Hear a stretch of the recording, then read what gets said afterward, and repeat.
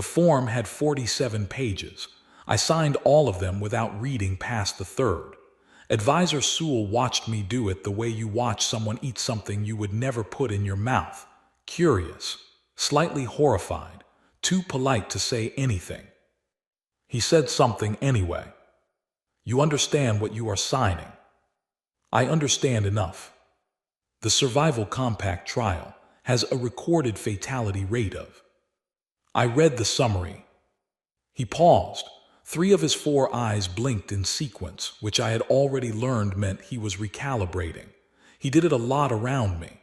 In the 6 hours since I had arrived at the compact intake station, he had recalibrated approximately 19 times. I had counted. My name is Yara Osai. I am 28 years old. I was born in Accra, served 8 years in the Deep Space Colonial Corps, and I am, at this particular moment in history, the only representative humanity sent to the Galactic Survival Compact intake assessment. 1 person, Earth sent 1 person. The Veth sent a delegation of 12. The Gren sent 9, plus a support team. The Sulkai arrived in a vessel the size of a small city and apparently required 3 days just to unload their documentation. I arrived with a field pack, 2 changes of clothes, and a ration bar I was still eating when Sewell introduced himself. He had not known what to make of that. He still did not know what to make of me. I could tell because he kept looking at the ration bar like it was the most confusing part of the entire situation, which, given everything, was saying something. The intake hall was enormous, ceilings so high they disappeared into a pale, diffused light that seemed to come from everywhere and nowhere. The floor was some kind of dark material that absorbed sound. Everything felt slightly muffled, like the building itself was trying to be careful with you. The other species moved through the space with the ease of people who belonged somewhere. The Veth were tall, triple-jointed, and luminescent around the shoulders, their skin shifting between pale gold and faint green depending on their mood, which made them very easy to read once you learned the pattern. The Gren were broad and six-limbed, with bioluminescent spines that curved up from their backs and pulsed in slow rhythms. The Sulkai were thin, almost translucent, and moved in groups of 3 with a synchronization that made it hard to tell where one ended and another began. I was the only one who needed a chair. Sewell pulled one out for me before I asked, which I appreciated more than I showed. He sat across from me with a data pad the size of a small table and began the assessment. His voice was deep and resonant, the kind of voice that filled space without trying to. Cardiovascular system, he said, reading, external. It is inside me. It is accessible, 1 significant wound to the chest cavity and. Yes. You require sleep. Correct. Involuntary, non-negotiable, a period of complete vulnerability occurring every rotation cycle. That is one way to describe it. He looked up. How would you describe it? I thought about it. Necessary. He made a note. I watched his stylus move and tried not to think about how that note probably read. He continued down the list. Temperature regulation, external, dependent on environment and clothing. Healing rate, slow by any galactic standard, requiring weeks or months for significant tissue repair. Skeletal structure, functional but non-redundant, meaning one break in the wrong place and mobility was compromised. Pain sensitivity, high. Stress response, produces a chemical called cortisol that over time damages the very organs it is trying to protect. He read each point carefully. He did not editorialize. He did not need to. The data spoke with perfect clarity. I was, by every biological metric the compact used, the least equipped organism in the building. I finished my ration bar. He watched me fold the wrapper and put it in my pocket. You do not discard waste, he asked. Old habits. He made another note. I had a feeling this one was more interesting than the last. The assessment took 4 hours. Sewell was thorough, professional, and genuinely kind in the way that people are kind when they believe they are delivering bad news to someone who does not yet understand how bad it is. He showed me the trial parameters. A Class 7 hostile environment, 30 days, 4 species, 1 location, individual survival assessed independently. The planet was called Doer, and its file contained more red-flagged hazard categories than I had ever seen in a single document. He showed me the survival records for every species that had attempted the trial. 17 species, 14 successful admissions, 3 failures. I read their biological profiles. All 3 were stronger than humans. 1 had a redundant respiratory system. 1 could survive without water for 40 days. 1 had a skeletal structure that could absorb impacts that would shatter steel. All 3 were gone. I did not ask how. The file did not elaborate, and I did not push it. Some information sits better when you hold it at a distance. Sewell placed me in the lowest probability survival bracket. He explained this carefully, with charts. He used the word statistically 4 times in 2 minutes, which told me he was trying to soften something that did not soften. I looked at the charts. I looked at Doer's atmospheric data. I looked at my own biological profile, flagged in 17 places with cautionary symbols I was beginning to recognize. Cool, I thought. I signed the final form and stood up. Sewell stood too, quickly, like he wanted to say something before I left. He was quiet for a moment. His shoulder lights shifted to a dim, uncertain blue. Sergeant Osa, he paused. Earth sent only you.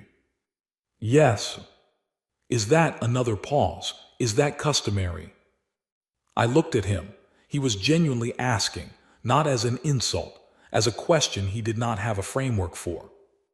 Earth has a limited budget, I said, and a long history of sending one person into situations that probably need more. He did not know how to respond to that. I did not explain it further. I picked up my field pack. It was heavier than regulation.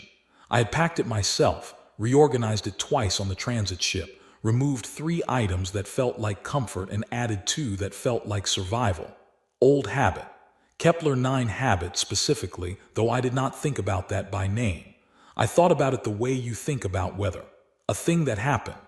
A thing that changed the shape of how you move through the world. 11 days, different rock, same dark. I did not think about that. At the door, I stopped. There was a wall panel displaying the compact seal, a circular design with 17 shapes interlocked, each one representing a species that had earned membership. 14, technically. 3 of those shapes were faded. I counted the empty spaces where new shapes would be added. One of them was going to be mine. I walked out. Behind me, I heard Sewell begin a call. His voice was low, careful, and I caught only the end of it. The human signed without reviewing the mortality clause, he said. No, she did not seem, a pause. No, she did not seem afraid. The door closed. I found a bench near the transit gate and sat down. The station hummed around me, enormous and efficient and completely indifferent. Somewhere in a wing I had not visited, 12 Veth representatives were reviewing strategy documents and cross-referencing their survival data. 9 Gren were running physical assessments. The Sulkai were presumably still unloading. I ate my second-to-last ration bar and looked out at the stars through a viewport the size of a building wall. Doer was out there, 40 million kilometers give or take, red on the navigation charts, every flag lit. I had 7 days before the trial started. I spent the first 3 in the station gym, which was designed for species considerably larger than me. I modified what I could and ignored what I could not. I ran intervals on a treadmill built for a 6-limbed creature and did not think about how ridiculous it probably looked. A Veth assessor came in on the second day, watched me for 11 minutes without speaking, and left. I did not wave. On day 4, I went to the briefing. Sewell was there. The representatives from all 4 species sat at a long table and received the final parameters. Dewar's hazard list had grown by 2 categories since the intake document. The VETH delegation exchanged looks. The Gren lead representative, a broad-shouldered creature named Tesek, studied the atmospheric data with the kind of focus that meant he was running numbers. He glanced at me once. His spine pulsed a single time in a color I did not yet know how to read. I drank my water and looked at the maps. Dewar had 3 stable elevation zones. 17 recorded atmospheric anomaly events in the last decade, and one thing the briefing called, without elaboration, a chemical cascade potential. The file listed it under the category of events that exceeded standard survival modeling. I made a note of the elevation zones.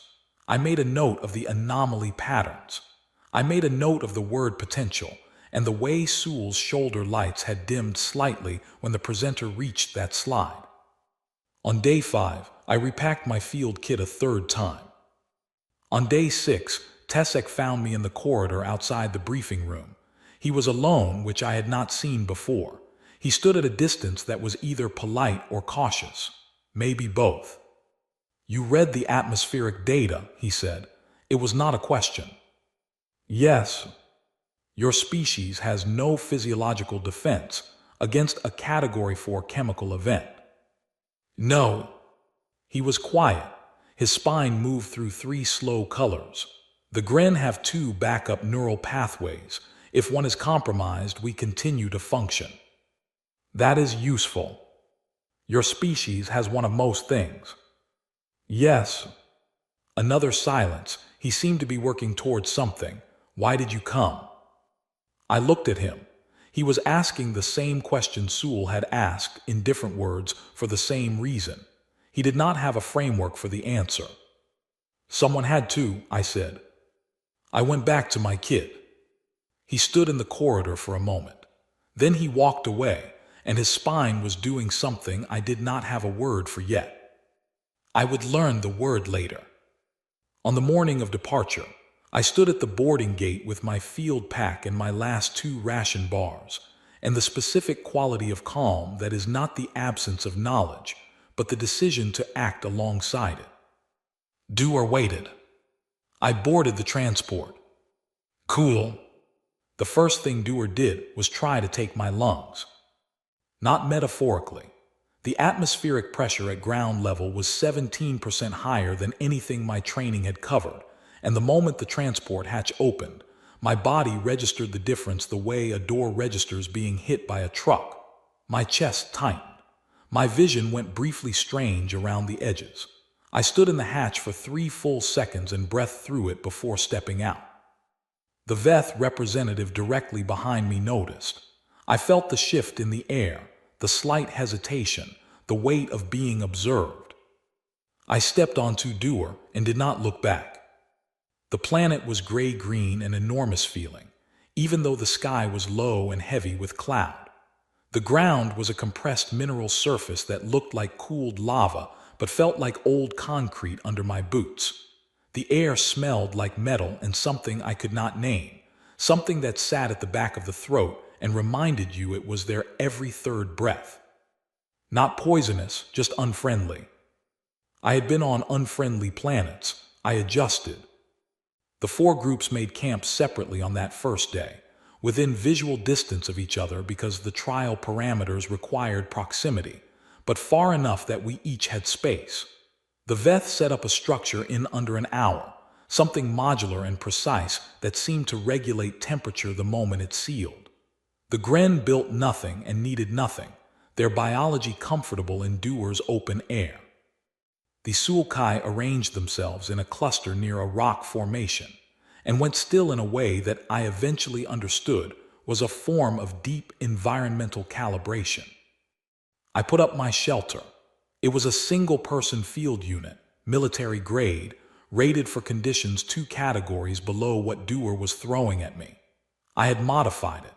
3 additional insulation layers, a secondary anchor system I had built from components I was not technically supposed to repurpose, and a ventilation adjustment that I had worked out on paper during the transit and hoped would translate to reality. It translated. Mostly. I ate half a ration bar, checked my kit, reviewed my water filtration system, and was asleep by the fourth hour. Day 2 was wind. Not weather event wind, Dewar's baseline wind. It came in off the mineral flats in long, low waves that were not strong enough to knock you down but persistent enough that every movement against them cost something. The Veth moved through it without adjustment. The Gren used their lower limbs as anchor points and barely seemed to notice. I leaned into it and walked, and my legs felt the difference by evening. I stretched, I ate. I noted the wind pattern in my field log. It had a rhythm. Most things on hostile planets had a rhythm if you watched long enough. Tesek passed my camp on the second evening. He did not stop, but he slowed. His spine ran a long amber pulse that I had begun to associate with attention, observation, the Gren version of taking notes. I was reorganizing my kit by firelight. Small fire built low, efficient rather than comfortable. You build a fire every night, he called. Warmth and morale, I said. He considered this. The Gren do not require external warmth. I know. Is it the morale then? I looked at the fire. It is something to look at that is not the dark. He did not respond to that. He moved on, but the amber pulse in his spine lasted longer than usual. Day 3 was where it got interesting. I came down a ridge in the early morning and misjudged a loose section of ground. My left foot went sideways, the ankle rolled hard, and I went down on my right hand trying to catch myself. The hand hit the mineral surface at the wrong angle. I felt the pop through my wrist before I felt the pain, which came a moment later and was very thorough in its information delivery. I sat on the ground for approximately 45 seconds and breathed. Then I assessed. Range of motion was reduced. Weight bearing was uncomfortable but not impossible. The wrist was not broken, which was the important thing. Sprained. Significant but manageable. I stood up. I wrapped it from my field kit, tightened the brace until the joint was stable, and continued down the ridge. This is the part that people from other species always find confusing. They see it as endurance, as toughness, as some biological gift that humans have and they do not, but that is not what it is. It is not that the pain was less, it was very much there. It was not that I had decided to be brave. Brave implies a choice between fear and action. This was just the next thing. The wrist was hurt. The day was continuing. The two facts existed alongside each other, and neither one canceled out the other. I have tried to explain this to people since then. It does not translate cleanly. On day 5, Tesek watched me reset a dislocated shoulder against a rock outcropping. I had felt it go during a climb, a wrong angle, the joint sliding out with a sensation that is impossible to describe to someone who has not experienced it. I found a flat rock face. I positioned myself, I pushed. It went back. The sound it made was not pleasant. Tesek had appeared at the top of the ridge without me noticing. He was completely still. His spine was a color I had never seen on him before, a pale, cold white that I would later learn was the Gren expression for witnessing something that did not fit inside your existing understanding of the world. "You are damaged," he said. "A little. Does it register?" I looked at him. He was asking in complete seriousness. No judgment in it. Genuine inquiry, like a scientist who has found a result that conflicts with every model. "Yes," I said. "And you continue." "What else?" Not a question. He had no answer. He came down from the ridge slowly and stood at a distance that was respectful rather than cautious now. The white in his spine was fading into something warmer. He watched me finish wrapping the shoulder.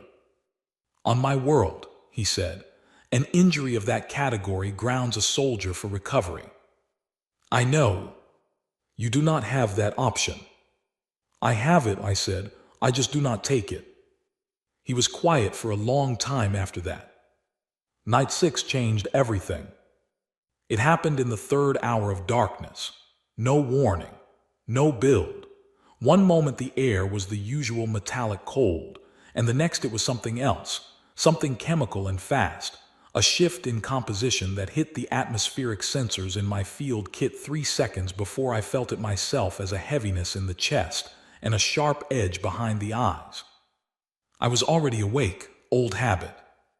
I came out of my shelter to find the sulkai clustered on the ground, their translucent bodies gone opaque in a way I had never seen. System shutdown. Chemical sensitivity, the briefing had noted.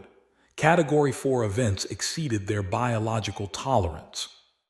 40 meters away, the Veth structure had sealed itself, but I could hear through my comms unit that the temperature regulation inside had inverted.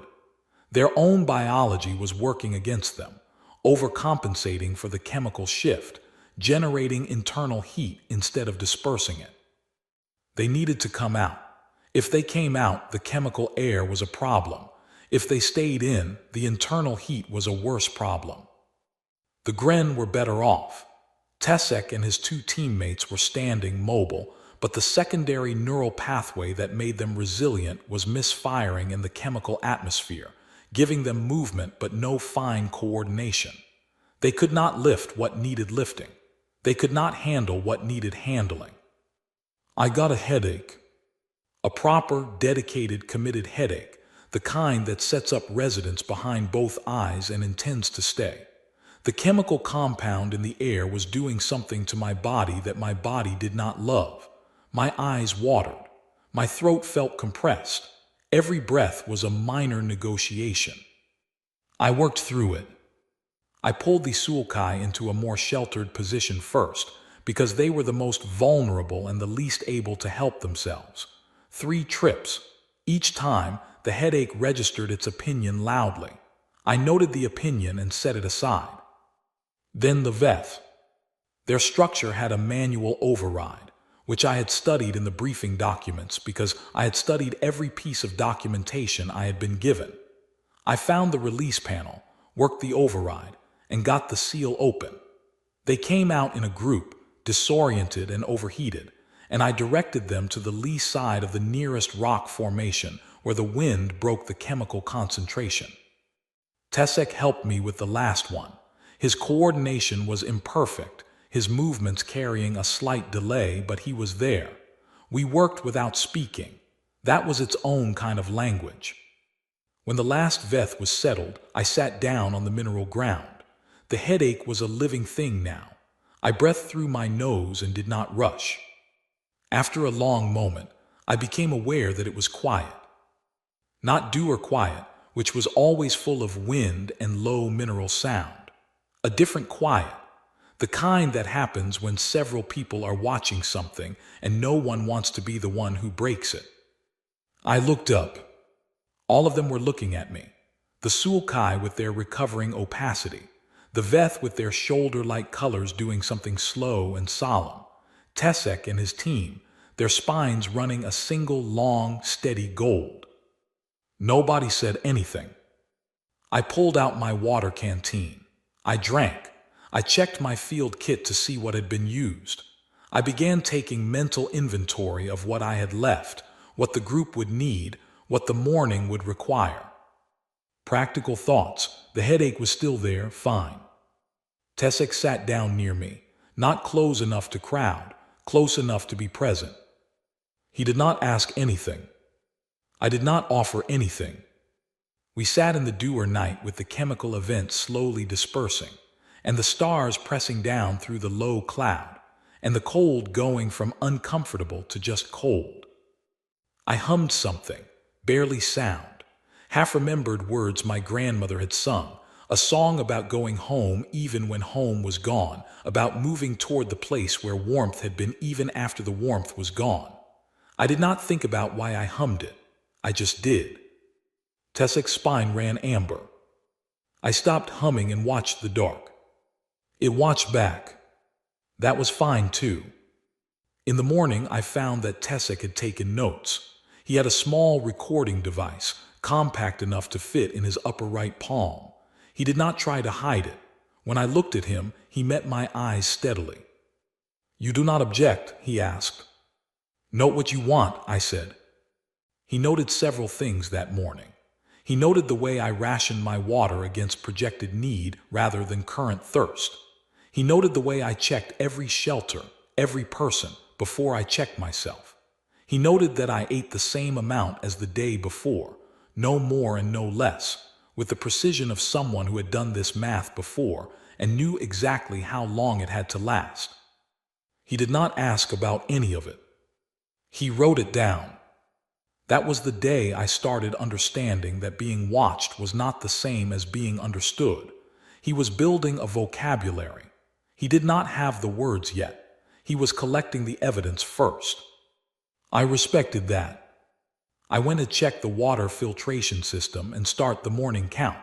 24 days left. We had been on this planet for 6 days. We had been on this planet for a long time. The 16th day started quietly, which on doer meant nothing. I was filtering water at the camp edge when Sewell's voice came through my personal comm unit. He was on the observation station, 200 kilometers above us, watching everything on sensors that I had been told were sensitive enough to read body temperature and cortisol levels from orbit.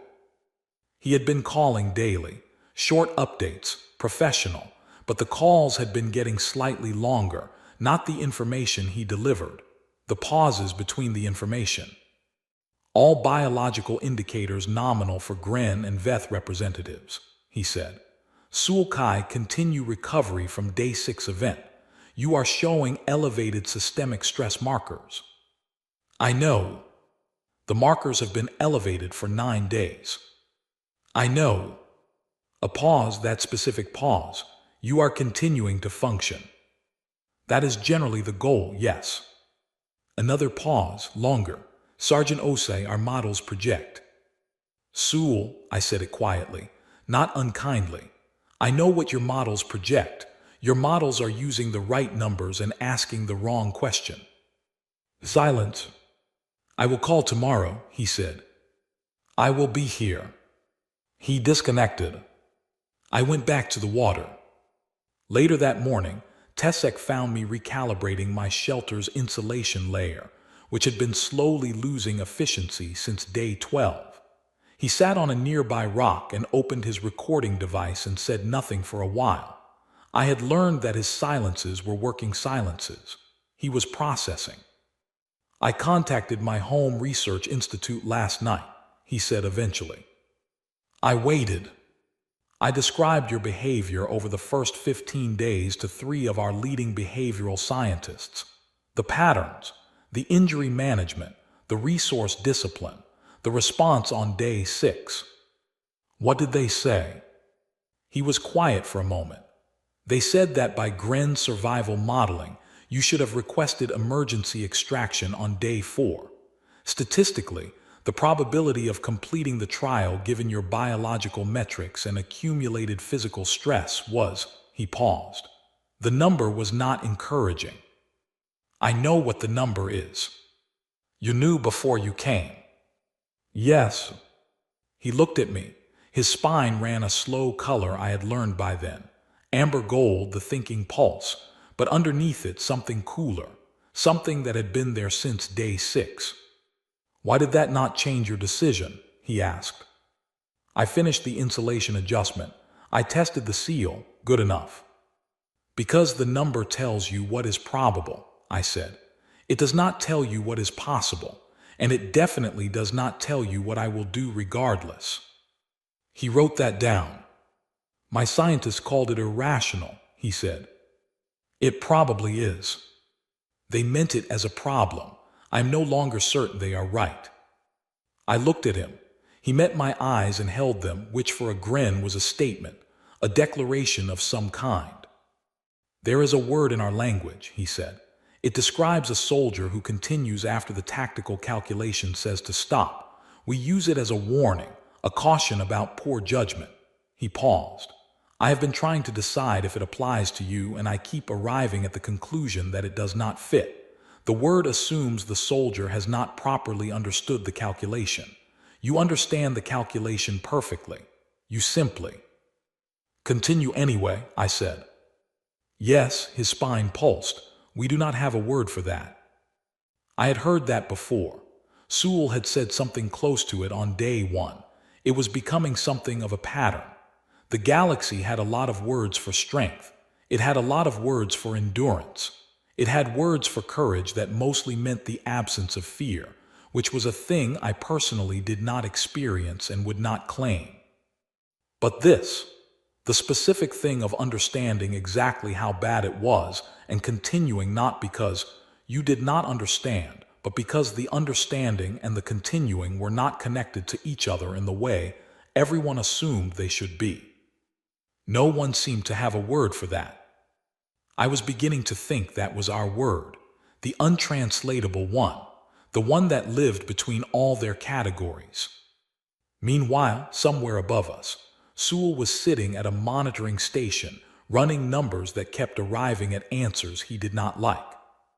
He had been at that station for 16 days. He had not slept more than 5 hours in any given cycle. I did not know this at the time. I learned it later. What I knew, from the length of his calls and the quality of his pauses, was that he had started this process with a conclusion. Humanity was biologically insufficient. Admission was a formality of politeness before the inevitable, and somewhere in the last 16 days, the conclusion had stopped fitting the data. He was a scientist, an honest one, the kind that, when the data conflicts with the conclusion, changes the conclusion. He was not there yet, but he was getting somewhere. On the 17th day, something new happened on Dewar. A localized seismic event, small by any geological standard, rearranged a section of the eastern mineral flat and opened a series of ground cracks between my camp and the water source I had been using. Not impassable, just inconvenient in the particular way that Dewar specialized in, adding cost to every routine task, draining reserves that you needed for the non-routine ones. I mapped a new route, 18 minutes longer, fine. Tessick walked it with me without being asked. His spine was warm the whole way. On the 18th day, the Sulkai representative, the one I had mentally named quietly because she was the still one, the one who watched everything and said very little, came to my camp for the first time. She stood at the edge of my shelter's light and looked at me with the flat, dark eyes of her species and said, in the careful translated syllables of the compact language, "You carry the others." "We carry each other," I said. She tilted her head. "You carry more." I did not argue that. It evens out.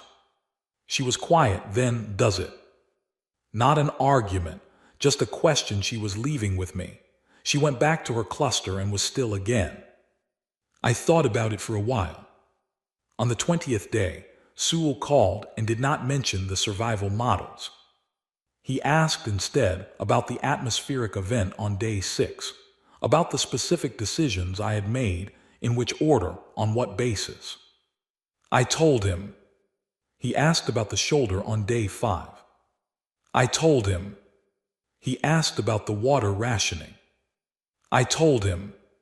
He was quiet for a long time after that, long enough that I thought the call had dropped. "Sergeant Osai," he said finally, "when you assess a situation and the assessment concludes that the situation exceeds your physical capacity, what happens in that moment?" I thought about it seriously. He deserved a serious answer. "The assessment and the action are in different rooms," I said. "The assessment says what it says. The action happens anyway." "In different rooms," he repeated. "The assessment does not have a lock on the door." Another long silence. When he spoke again, his voice had a quality I had not heard in it before, careful, like someone handling something that might be fragile. "I have been asking the wrong question," he said. "Yes. I have been asking what humans can withstand." "Yes. The correct question is what humans do with what they cannot withstand." I did not answer. He already had it. He said good night and disconnected. I sat outside my shelter for a while after that, looking at the Dewar sky. The clouds had thinned and I could see 3 stars through the break. cold, distant, indifferent in the way that stars have always been indifferent and always will be. I found it comforting. Other people might not, but there was something honest about things that did not pretend to care. You knew where you stood. Tesek came by and sat nearby without a word. His spine was the warm gold. He had his recorder out, but he was not writing. Sewell called, I said. I know, we are all in contact with the station. He figured something out.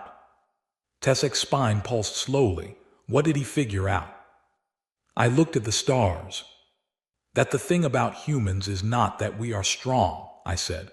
The thing about humans is that we have a floor, not a ceiling. Every other species you have studied has a ceiling, the point at which they stop. We have a floor, the lowest point we will go before we decide we are still here and still moving. He was very quiet. And the floor, he said slowly, has it been found in your history by your species? I thought about Kepler 9. 11 days, different rocks, same dark. Not yet, I said. He wrote that down. Day 24, Undoer arrived without a greeting. The seismic sensors I had rigged from repurposed kit components started registering anomalies at the second hour of darkness. Not the small, localized shifts we had been experiencing.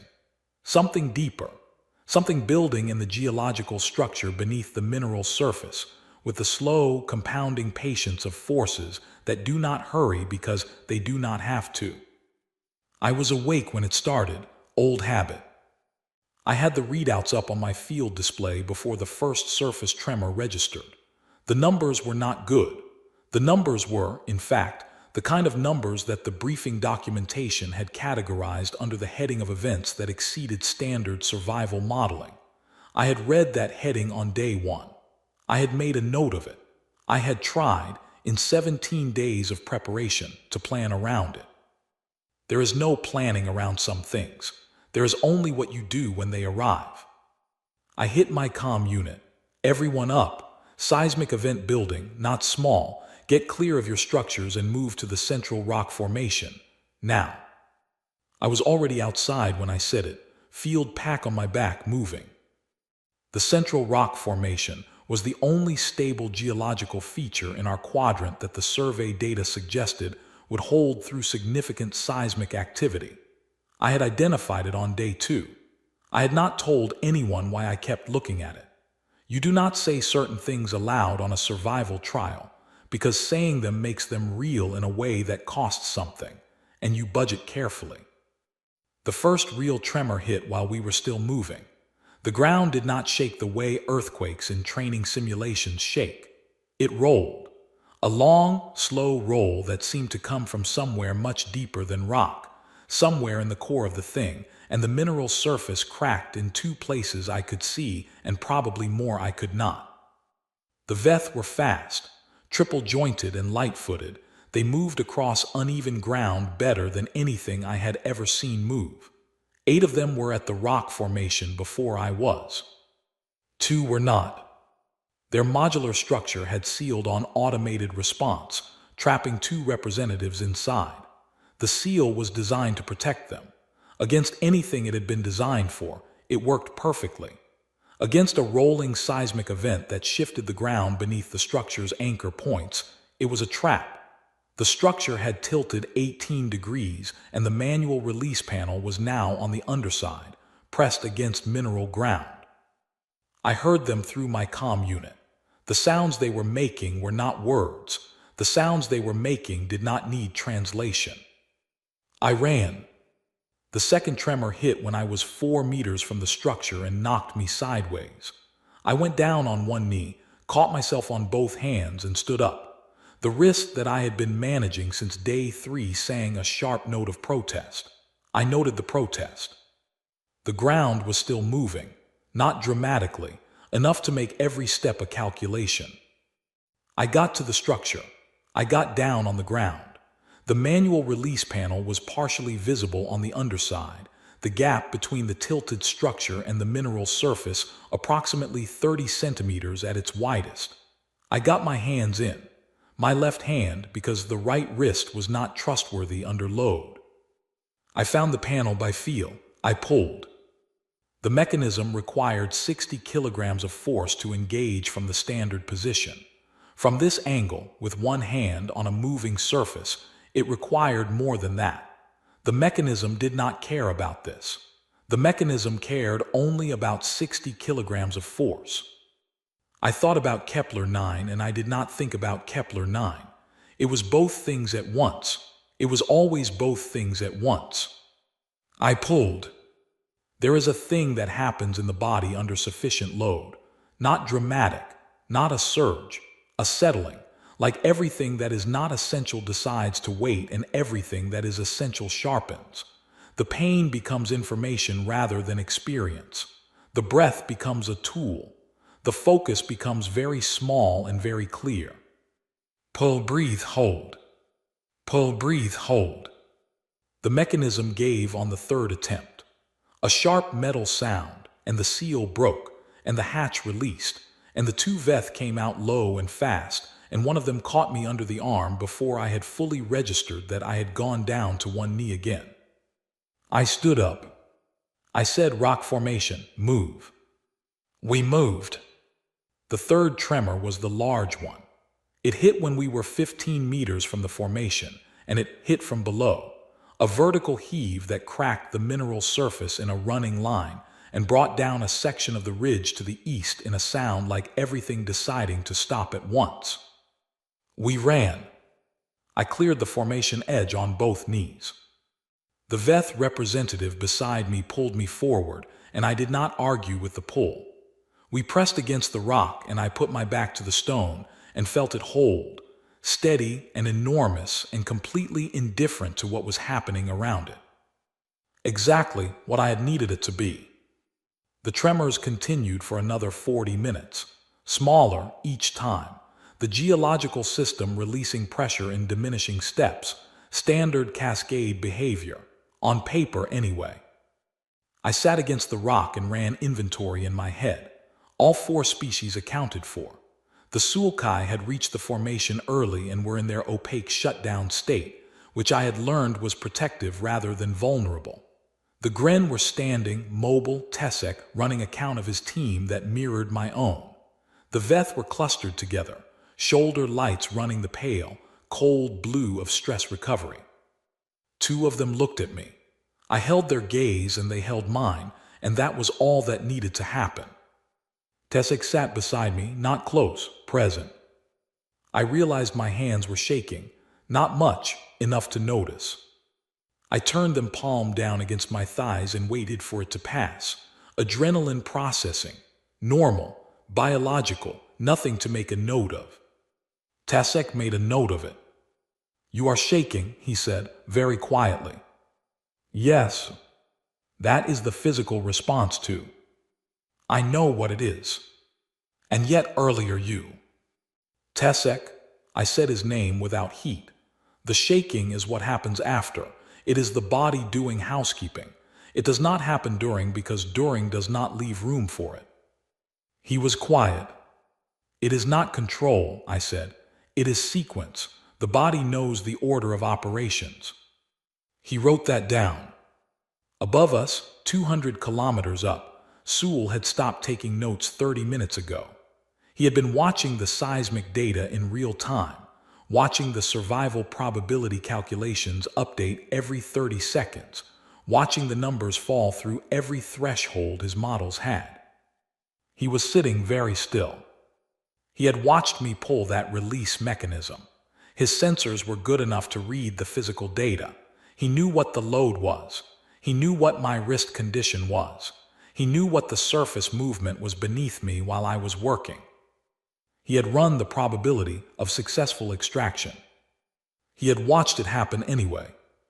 He was sitting with the specific quality of stillness that comes when you are a scientist, and the data has done something that the science said was not possible, and you are deciding, very carefully, what kind of scientist you are going to be about it. He was the honest kind. He sat there and he accepted what he had watched. I did not know any of this until later. What I knew in the moment was that the rock was solid behind my back, the tremors were smaller, and everybody was breathing. I ate half a ration bar. Tesek watched me do it. His spine was a color I had not seen on him before, not the amber of thinking, not the gold of warmth, something between them, something that did not have a name in the standard translation matrix. He showed me the recorder display later that night when the planet had settled and we had confirmed all camps were compromised and rebuilt shelter from what was left. 6 days until the trial ended. We had enough for 6 days. Barely was enough. He had a file on the recorder. 40 days of behavioral observation, condensed into 207 notes. He showed me the most recent one. It said, after extracting VETH representatives from compromised structure under active seismic conditions and significant personal physical cost, subject ate half of a standard ration unit and spoke 4 words to the nearest representative. The 4 words were logistical, no reference to the action performed, no acknowledgement of the physical cost, no claim, as though the action and the cost and the continuation were all simply the next thing, the next and the next and the next. I do not have a framework for this. I am beginning to think that is the correct response to this species, not to build a new framework, to accept that the existing ones do not apply. I read it twice. You can keep that, I said. He turned the recorder off and put it away. We sat together in the rebuilt shelter with the dew or wind outside and 6 days left, and a planet that had used everything it had and not finished us. We have had worse, I said. He looked at me, have you? I thought about the dark, the 11 days of it, different rocks, same math. Yes, I said. He did not ask what. He was a good scientist. He knew when to let something sit. The ceremony was held in the main hall of the compact station, and it was, by every available measure, enormous. I showed up with my arm in a support wrap, and a ration bar in my jacket pocket, and the specific feeling of someone who has been somewhere that required everything, and is now being asked to stand still in a large room with good lighting. The hall had been designed for occasions exactly like this one, ceilings that reached into the kind of distance that makes you aware of your own size, light sources distributed in a way that managed to feel both ceremonial and warm. Representatives from every compact member species arranged in tiers along the walls, their biological light sources and sound frequencies, creating a layered, resonant atmosphere that would have been overwhelming if I had not spent 30 days on a planet that specialized in overwhelming and taught me to operate inside it. I found my assigned position and stood there. Tesek was to my left. His spine was running a long, steady gold. He had been like that since the transport back up to the station. I had stopped asking him about his spine colors because he had started explaining them before I asked, which was its own kind of communication. The VETH delegation was to my right, 12 of them arranged with the precise, considered spacing of a species that understood ceremony as a functional language. The 2 I had pulled from the structure on day 24 were in the front row. They had not said much to me since then. They did not need to. The Sulkai were behind me, arranged in their cluster formation, opaque and still. I had come to understand that their stillness was not absence. It was attention at a level I did not have organs for. Sul came to the speaking platform, and the hall went quiet the way it goes quiet when something is genuinely expected. The frequency shifts were immediate and collective. I felt it in the floor through my boots. He stood for a moment before he spoke. He had been on the observation station for 30 days, and I expected him to look tired. He looked, instead, like someone who had decided something. The quality of certainty was different from rest, but it was not nothing. He spoke for a long time.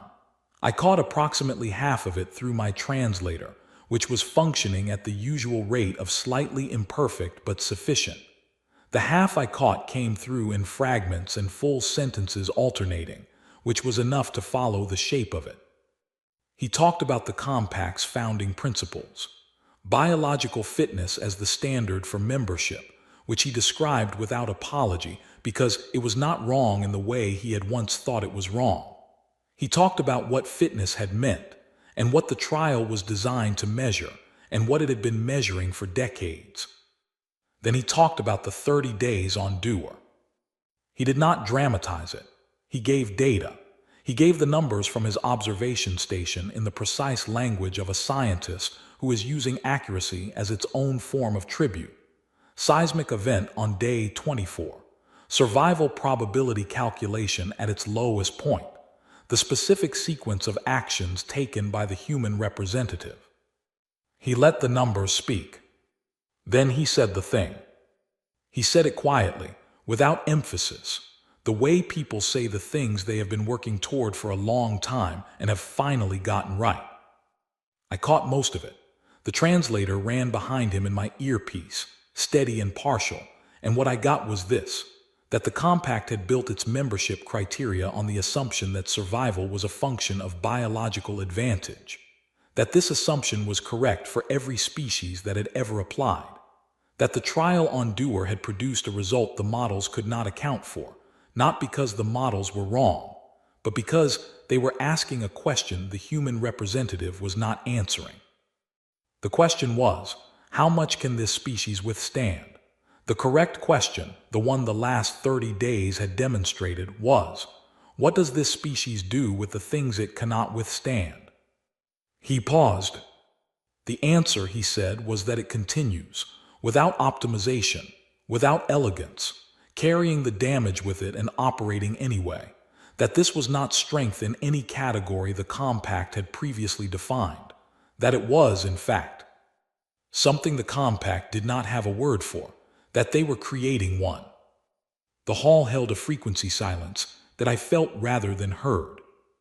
Then Tesek leaned over to me. "You are not listening," he said.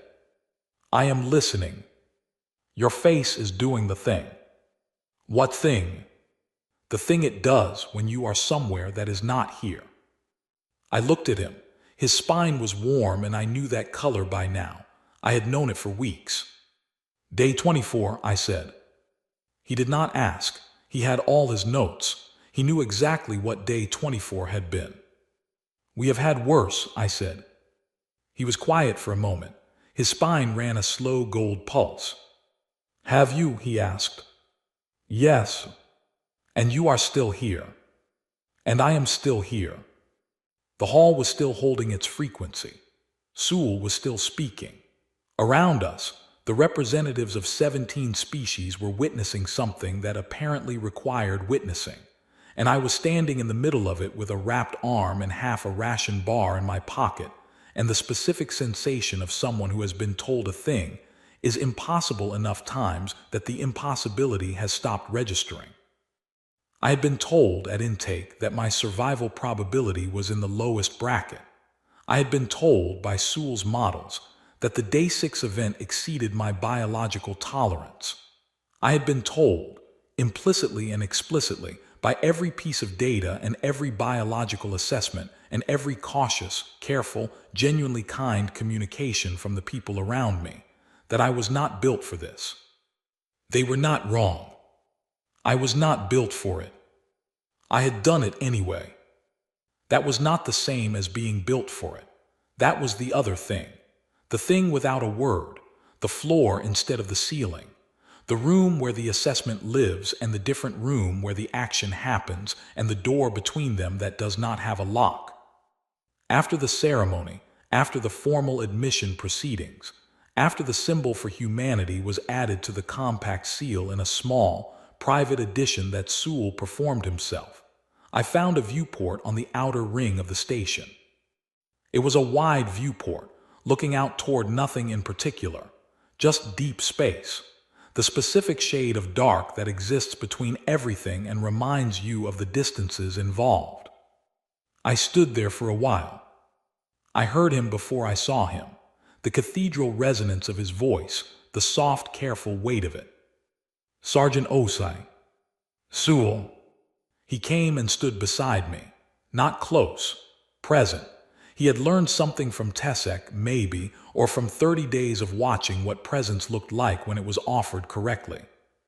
We looked at the dark together for a moment. I owe you an acknowledgement, he said. You do not.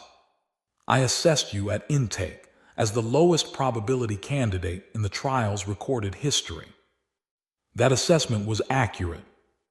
It was, he said, and it was completely insufficient. I did not answer. The question I was asking, he said, was built on the wrong assumption. I was measuring capacity, maximum load before failure. Every species we have ever admitted has a ceiling, a point at which the biological system stops. I spent 30 days waiting for yours.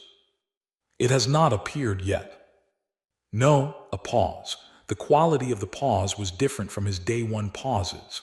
I have revised my model. The human biological system does not have a ceiling in the way I was measuring. It has a floor, a point below which it will not go.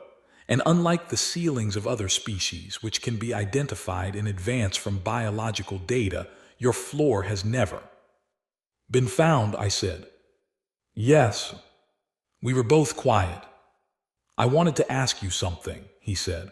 I have wanted to ask since day 6, on the night of the atmospheric event, when our sensors registered that you were in significant biological distress. You were humming. I did not respond immediately. Our audio sensors captured fragments. The tone suggested memory, association. He paused. What was it? I looked at the dark between stars. A song my grandmother sang, I said. I do not remember all of it. What is it about? I thought about this seriously. The honest answer was that it was about several things, the way songs from old people are about several things at once, and that most of them were not easily translated into compact language. But the center of it, the core. Going home, I said, even when home is gone. The song says you keep going toward where it was, where the warmth was. Even after the warmth is gone, you just keep moving in that direction. Sewell was quiet for a long time. The dark between stars did not change. It was good at that. That is, he said slowly, the most human thing I have heard in 30 days of observing humans. I reached into my jacket pocket, my last ration bar. I had been saving it without knowing why, which is the kind of saving that has meaning you find later. I ate it. Noted, I said. Sewell made a sound. I had not heard this particular sound from him before. Low, resonant, slightly unsteady at the edge. The Veth equivalent, I learned much later, of a laugh that knows it is not really a laugh. The sound of someone who has found something that lands in the space between funny and profound, and has decided to let it sit there exactly where it is. We stood at the viewport for a while longer. Tesek appeared at some point. I heard his footsteps, the slightly asymmetric rhythm of 6 limbs at rest, and then he was on my other side. He had his recorder out. He was not writing, he just held it. The Sul Kai representative came too, quietly, which was the only way she came anywhere. She arranged herself at the edge of the group and was still, which was her version of being present, which I had come to understand was no small thing. 4 species at a viewport, looking at nothing in particular. After a while, Tesek said, "Where is home for you?" "Akram," I said. "Is it far?" I looked at the dark, the distances involved, the specific shade of space that exists between everything. "Not in the direction that matters," I said. He wrote that down. I let him. On the transport back toward Earth, I had a 6-day journey and a bunk that was slightly too short and a field log with 30 days of entries that I reread once and then closed. The entries were accurate. They were also not the story, the way a medical chart is accurate about a person and also completely misses what the person is. The story was in the things I had not written down. The sound of the dark on night 6, the weight of the release mechanism under my left hand, the way Tesek's spine ran gold in the morning light on day 16, and I had understood without being told that something between us had shifted from professional to something that did not have a category in either of our languages. The way Sewell's voice had changed between day 1 and day 30. The ration bar. The song. I lay on the too short bunk and looked at the ceiling, and let the transport carry me in the direction of where warmth was. 6 days. Fine. I closed my eyes. Old habit.